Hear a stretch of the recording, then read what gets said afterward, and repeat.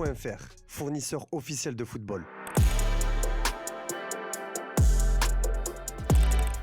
Salut à toutes et à tous, j'espère que vous allez bien. On est reparti pour une nouvelle semaine sur Foot Mercato et belle semaine en perspective avec de très gros chocs en Ligue des Champions, dont le très attendu Paris Saint-Germain Bayern Munich. C'est tout simplement l'affrontement entre les deux meilleures équipes du monde actuel, le premier contre le deuxième de la phase de Ligue de la Ligue des Champions. Si le PSG ronronne un peu en championnat, les champions d'Europe en titre arrivent à élever leur niveau de jeu sur la scène européenne. Et du côté du Bayern Munich, c'est tout simplement un véritable rouleau compresseur qui écrase ses adversaires depuis le début de la saison. C'est simple, les hommes de Vincent Kompany réalisent un début de saison historique avec 15 victoires en 15 matchs. Ils débarqueront au Parc des Princes demain avec le plein de confiance et dans une forme optimale puisque la plupart des cadres ont pu se reposer ce week-end.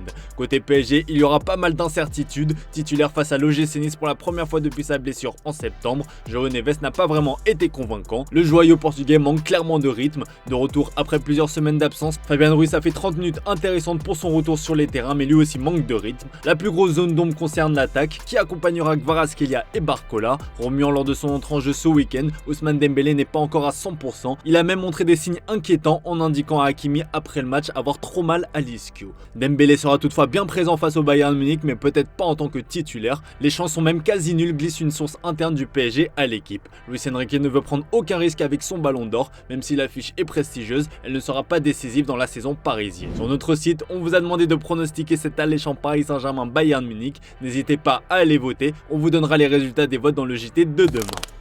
Présent en conférence de presse cet après-midi, Vitinha a lancé le choc. Le Portugais pense que ce match va se jouer sur de petits détails et que la confrontation ressemblera beaucoup à celle qui avait eu lieu cet été lors de la Coupe du Monde des clubs. Le PSG l'avait emporté 2-0 après une fin de match complètement folle marquée par les expulsions de Pacho et de Lucas Hernandez. Viti s'attend à un match compliqué mais excitant à jouer, je vous laisse écouter. Je pense que le match ça va être un peu à l'image de ce qui s'est passé aux États-Unis contre eux. Un match bien serré, pression de chaque côté, partout, beaucoup de duels de 1 contre 1. Et voilà, les deux équipes elles ont l'envie d'avoir le ballon tout le temps, donc il n'y a qu'un ballon, ça va être intéressant. Je pense que le match se va décider comme aux États-Unis dans le petit détail. Vraiment, je pense que ça va être un match très compétitif, très intense. Et voilà, on a hâte de jouer ce match, on aime bien de jouer ce match parce que là on peut montrer la vraie force de l'équipe. Et c'est ce type de défi que nous mettons envie de jouer. S'il y a une menace à identifier et à surveiller de très près côté bavarois pour le PSG, c'est clairement Harry Kane. Le buteur anglais est dans une forme étincelante avec déjà 22 buts et 3 passes décisives en 15 matchs. Des stats hallucinantes que beaucoup d'attaquants aimeraient afficher en fin de saison. À 32 ans, Kane semble à son prime dans une équipe qui peut enfin se battre pour tous les trophées. S'il semble épanoui en Bavière, une menace plane toujours sur son avenir. Sous contrat jusqu'en juin 2027, l'attaquant dispose d'une clause dans son contrat qui lui permettra de partir pour 65 millions d'euros l'été prochain. Selon Sport, le joueur envisage sérieusement de l'activer et changer de club cet été. Il a été question d'un retour dans son ancien club de Tottenham où l'intéressé a toujours confié rêver d'y revenir un jour pour battre le record de buts d'Alan Shearer en Première Ligue, mais d'après le média catalan, la possibilité de jouer au FC Barcelone le tenterait beaucoup. Il dispose d'autres options puisque des clubs anglais et saoudiens sont aussi venus aux nouvelles. Pour l'instant, le Barça n'a fait aucun mouvement. Le club attend de voir l'évolution du dossier Robert Lewandowski qui sera en fin de contrat à l'issue de la saison. La tendance serait à un départ du Polonais, l'option Kane serait donc rêvée pour le Barça. Encore faut-il trouver la manne financière pour boucler l'opération, une autre paire de manches. En parlant du Bayern Munich, des nouvelles d'un certain Bouna Sarr. Libre depuis son départ de la Bavière fin juin 2024, l'ancien Marseillais va s'entraîner avec le FC Metz ce mardi selon l'équipe. Objectif, aider son ancien club à décrocher le maintien. Bouna Sarr apportera sa polyvalence et son expérience, mais surtout sa potentielle arrivée servira à anticiper les futurs départs des joueurs à la CAN. Sa signature sera toutefois conditionnée à son état physique. Son aventure au Bayern Munich avait notamment été marquée par de nombreuses blessures dont une rupture du ligament croisé antérieur du genou gauche fin 2023.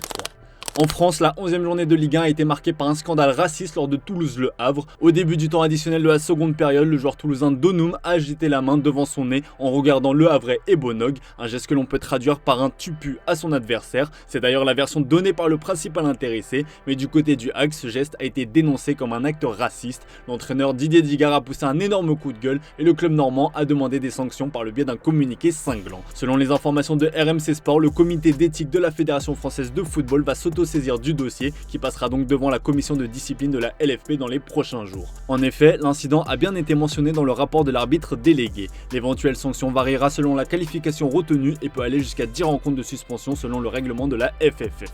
En attendant de connaître la suite de cette affaire, les joueurs du TFC sont montés au créneau pour défendre leurs coéquipiers. Le grand frère a ainsi écrit Rafik Messali sur son compte Instagram avec une photo du Norvégien et 2 points de 2 couleurs différentes. Mon frère pour la vie a de son côté publié Warren Kamanzi dans ses stories sur ce même réseau social avec une photo de lui et Donoum côte à côte. Pareil pour Yann Boho avec une publication défendant son frère alors que le jeune Alexis Vossa a écrit avec toi. Guillaume Rest a publié une photo du joueur alors que le capitaine Rasmus Nikolaisen a écrit mon gars pas besoin de parler. Tout le TFC est derrière Aaron Donoum.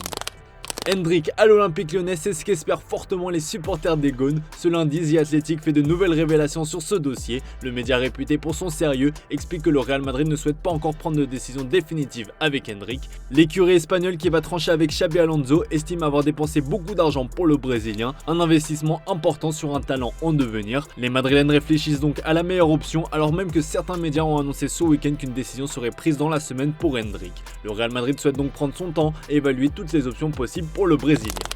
À l'étranger, Lamine Yamal a enfin retrouvé le chemin des filets. La stat peut être étonnante, mais le prodige du Barça n'avait plus marqué un but en Liga depuis le mois d'août. Lamine Yamal, qui a annoncé sa rupture avec Nicky Nicole ce week-end, a donc mis fin à cette anomalie. Coïncidence ou non, à vous d'en juger. Mais malgré son retour gagnant, l'Espagnol ne fait pas l'unanimité en Espagne. Pour beaucoup d'observateurs, malgré son but, ce n'était clairement pas un grand match de la part de Lamine Yamal. On a vu qu'ils avaient des envies de vengeance, mais elles n'étaient pas encore entièrement accompagnées par son niveau physique. Dans cette situation, en deuxième mi-temps, il aurait dû comprendre qu'en l'absence de capacité à faire la différence, il aurait mieux aidé l'équipe l'aidant à contrôler le match, a analysé Mundo Deportivo qui est pourtant habituellement assez clément et bienveillant avec le joueur. Le quotidien madrilène AS précise qu'en 88 minutes sur la pelouse, Lamine Yamal n'a réussi que 2 dribbles, bien loin de ses standards habituels. De son côté, la Cadena Nasser s'inquiète de la gestion du joueur qui joue trop alors qu'il n'est pas encore rétabli de sa pubalgie.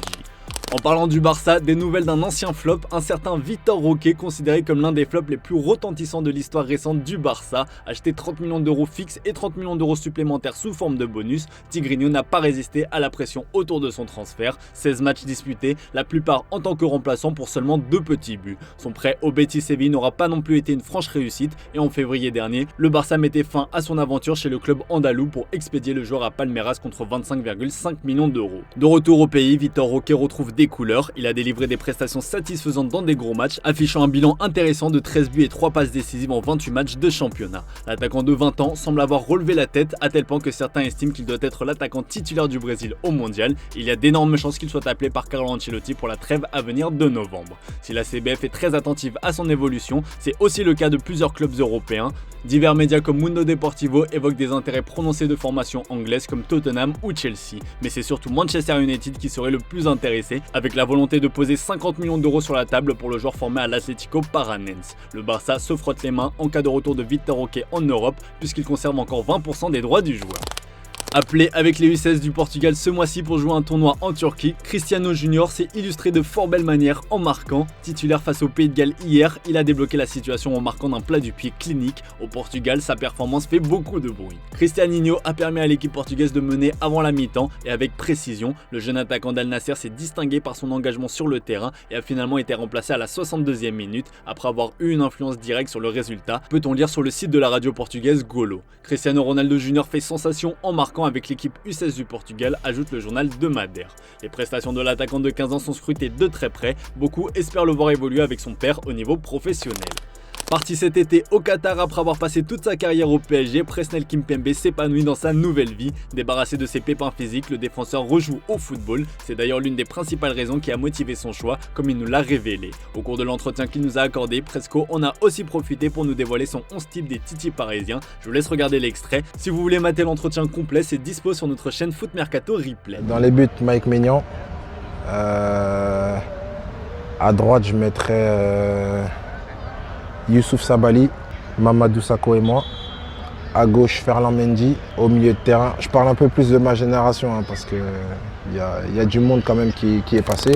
Comme tous les lundis, c'est l'heure du classement du top buteur européen et en tête, c'est une guerre à 3 qui se dessine entre Harry Kane, Erling Haaland et Kylian Mbappé. Le Norvégien prend la tête grâce à son doublé contre Bournemouth et s'offre déjà 13 buts en 10 rencontres disputées. Sur le podium, Kylian Mbappé a fait de même en marquant à 2 reprises contre Valence ce week-end, portant son total à 13 buts en 11 rencontres. Muet depuis 2 journées, Harry Kane sort du top 3 avec 12 buts en 9 rencontres. Entre les 3 mastodontes à la deuxième position, le japonais Ayase Ueda. Il est à égalité avec le français après son doublé avec Feyenoord contre Volendam. 2 joueurs de Ligue 1 sont présents dans ce classement avec Joaquin Panicelli qui arrive à la 6ème place. Esteban Le Paul fait son entrée dans ce classement grâce à son joli triplé contre Strasbourg qui porte son total à 8 buts en 11 journées. On se quitte avec l'image du jour les amis, ce week-end c'était Halloween et comme chaque année les joueurs de foot se sont prêtés au jeu avec des déguisements dingues. Pour l'occasion, certains clubs ont décidé de pranker leurs joueurs à l'image de l'Olympique lyonnais. Corentin Tolisso et Clinton Mata en tremblant encore, je vous laisse sur ces belles images. Très belle soirée à vous les amis, on se dit à demain pour de nouvelles vidéos sur Foot Mercato. 3, 2, 1.